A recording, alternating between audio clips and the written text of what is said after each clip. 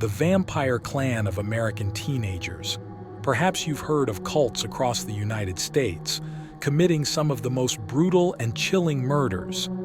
It's terrifying to the point where we have to wonder what humans are truly capable of to commit such morally reprehensible acts. Among them, there's an extremely insane clan in the state of Kentucky, a typical story in the 1990s, where people believed and acted as if they were truly vampires. The main character of this story is Rod Ferrell, the leader of the vampire clan, claiming to be a vampire who has lived for over 500 years. All members follow Rod with worship and loyalty, to the extent that they could die if he ordered it. What did Rod do? What happened in Kentucky when there existed a clan named the Vampire Clan or Vampire King? Rod Ferrell called himself the king of the vampires. Scott, Charity, Heather, and Dana, they often performed their rituals in an abandoned building in the midst of a dense forest surrounding Kentucky, then named the Vampire Hotel. There, first, let's find out how they met. Fateful encounters. Rod, the instigator of crime. Rod was born in 1980 in Kentucky, USA. His childhood was far from peaceful. Rod often fantasized about death, even as a child. He felt excited imagining scenes of execution in the electric chair.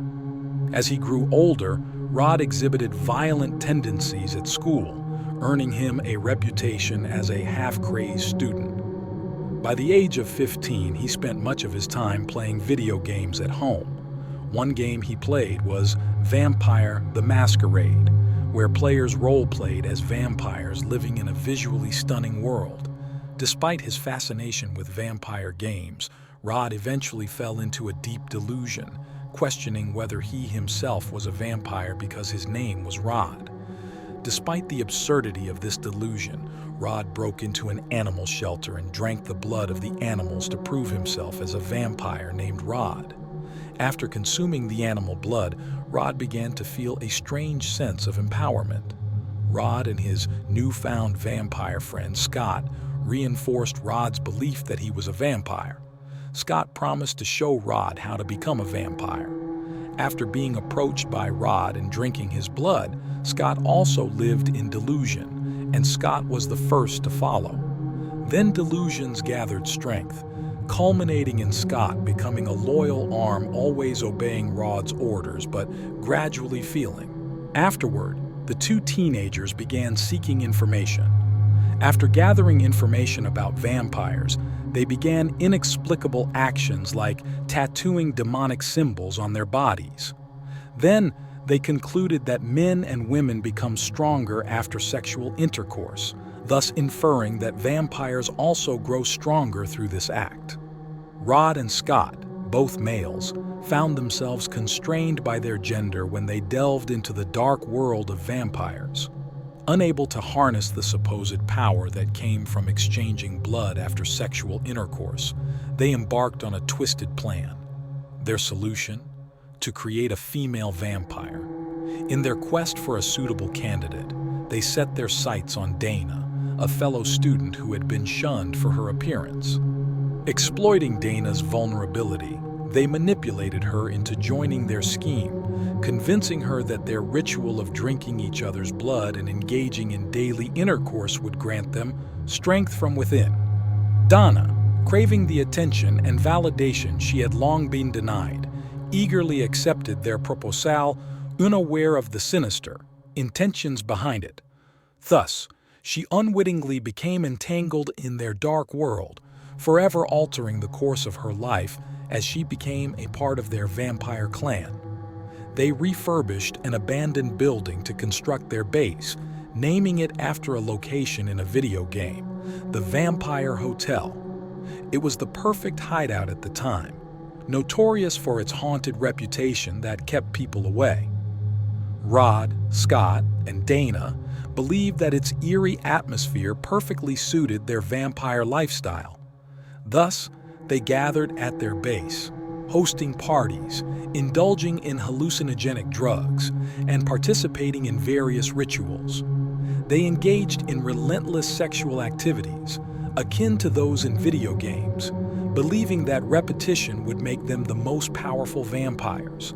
Living in their own world, they eventually realized the need for a new vampire member.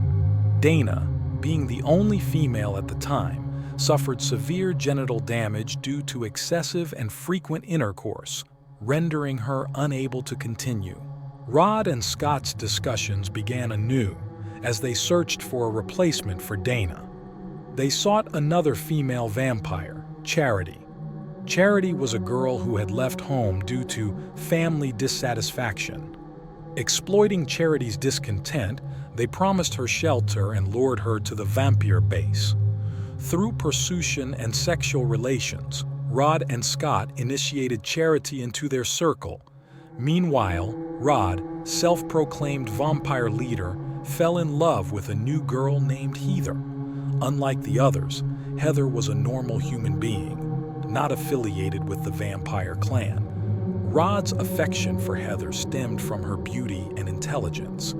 He approached her, seeking to possess her, and discovered her vulnerable point, her alcoholic father, who abused both her and her mother. Comforting Heather during her distress, Rod gradually revealed his identity as a vampire, enticing her to live as one. As Heather became increasingly dependent on Rod, they joined the other 5 at the Vampire Hotel, where Rod, claiming 500 years of existence, asserted himself as the Vampire King. Together, the 5 convened daily at their headquarters, engaging in sexual activities. The conflict arose from Heather's appearance. Jealousy, but only Dana felt unhappy because she originally monopolized the affections of the other 2 boys, which were then taken by Charity and now with Heather. Rod and Scott were gradually paying less attention to Dana and only embracing Heather, which made Dana even more miserable. Eventually, the piled-up jealousy exploded, and Dana called Heather back, saying, "You're not truly a vampire until you've performed the blood-drinking ritual with Rod." Heather pondered and contemplated on this, but it seemed that with each passing day she believed more in Dana's words, waiting for the day when Rod would trust her completely and possess his love entirely. But before Heather could do anything, sometime later, her family had to move to Entis, Florida. Rod was haunted by her situation and eventually spent hundreds of dollars on a phone for her.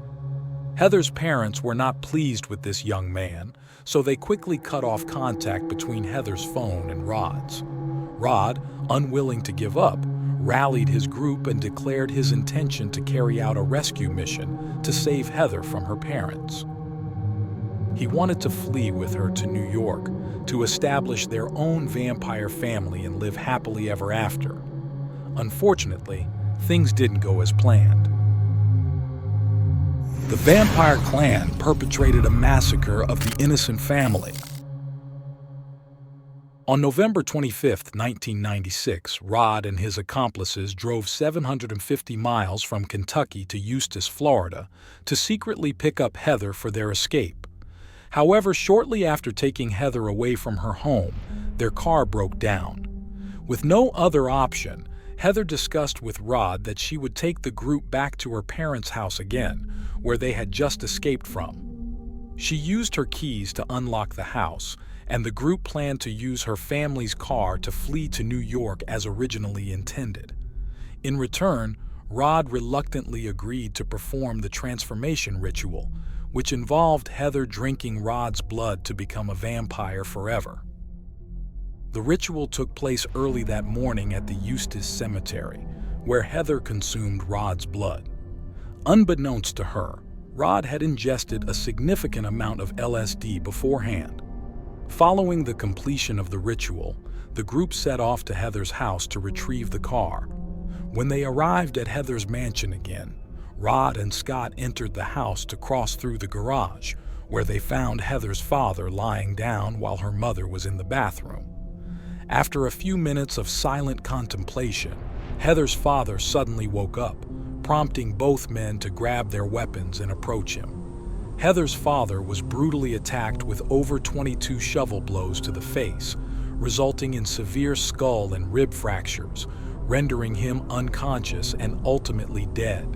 Hearing unusual noises, Heather's mother rushed out of the bathroom only to find Rod and Scott standing in the house amidst the horrifying scene of her husband's demise. Rod angrily threw a cup of hot coffee at Heather's mother, further enraging Rod. Without hesitation, Rod immediately used the shovel he had previously wielded to strike Heather's mother's head until she succumbed to death. Afterward, Rod, whose symbol was V, fled the scene. After 4 days of driving through 4 states, the group stopped in Baton Rouge, Louisiana, when they ran out of money. Charity called her mother in South Dakota, hoping she could help the group through this difficult phase. However, her mother informed the police of Charity's whereabouts and assisted them in luring the vampire clan to a local hotel to detain them until the authorities arrived. Eventually, all 5 individuals were apprehended. Rod and the 4 members of the vampire clan were brought to trial in Florida. Rod openly admitted to killing Heather's parents and even confessed that after the crime, he and Scott danced wildly around the unfortunate couple's bodies. The entire process of murder was recounted calmly by Rod, who seemed somewhat satisfied when reminiscing about his actions. "I stood before him," he said while holding the shovel. What's even more noteworthy is that during police interrogation, they committed an incomprehensible act. During a break in the questioning, they engaged in romantic affection right in the interrogation room. When questioned about why they did such a thing in an interrogation room, they simply replied that it was a ritual they had to perform as vampires, asserting the legality of their actions. Their testimonies made it clear to everyone that they were completely abnormal, engaging in actions that were unavoidable for them as vampires. In the end, the judge sentenced Rod to death, making him the youngest person on death row in American history at the age of 16. As for Scott, Rod's right-hand man, he was convicted similarly to Rod, but received a lesser sentence, serving 2 life imprisonments. Charity was convicted of 2 counts of third-degree murder, armed robbery, and theft with a firearm or explosive, receiving a sentence of 10.5 years in prison. However, Heather was declared innocent and acquitted of all charges. Her actions were deemed non-culpable, as she had no intention of killing her parents and was believed to have been somewhat coerced. Within 2 years, Rod held the record as the youngest death row inmate until November 2000, when the Florida Supreme Court reduced his sentence to life imprisonment. Charity was released from prison in March 2006 and Dana in October 2011. In January 2013, an appeals court rejected Rod and Scott's efforts to get a new trial, although the sentence could have been reduced. However, by December 2018, only Scott had his sentence reduced to 40 years in prison because he had shown good rehabilitation over 22 years and was eligible for parole in 2031. The past shaped the vampire king, Rod. After learning more about the cause of creating the evil vampire Rod, we want to share more so you can learn more about the case that shocked America in the 1990s.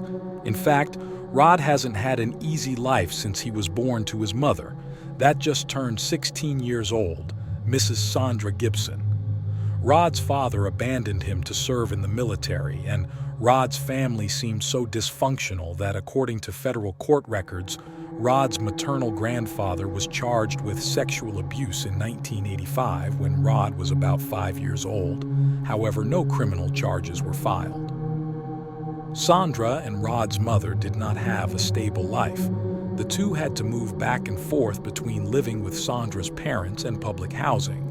Sandra worked as a dancer and prostitute, weirder and creepier since Rod was young. Sandra is not even an ideal mother, having a complicated and suspicious relationship with her son. At the age of 30, She was even caught writing disturbing love letters to a 14-year-old boy. I long to be close to you and keep you real.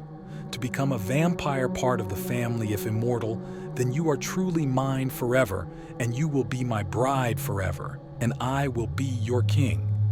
Sandra Gibson. The questions lingering in my mind are, would Rod have carried out these horrific actions if he hadn't suffered so much trauma and torment, as well as the peculiarities in his upbringing? Would things have been different if he hadn't had a twisted grandfather, a mother with a questionable lifestyle, and an emotionally tumultuous relationship with her son? Logically speaking, Rod's guilt cannot be denied, but perhaps it's his abnormal family environment that led to a series of irreparable mistakes. I believe some parents sometimes forget their own importance in nurturing their children. They simply give them life and think that's enough. There's no crime more heinous than creating a murderer from an innocent child. The case of the vampire murderer Rod back then shook the American public and even inspired filmmakers, such as the 2002 horror film Vampire Clan, which used the real names of the main characters in the case. Regardless, all involved were convicted, and recently Rod appeared on television, expressing remorse and seeking forgiveness. At 40 years old, Rod has set a record as the youngest person to receive a life sentence. And surprisingly, Heather Tome, whose parents were killed by Rod, still hasn't forgotten him. And what do you think about the 5 individuals with horrific and incomprehensible actions in their delusions about this vampire?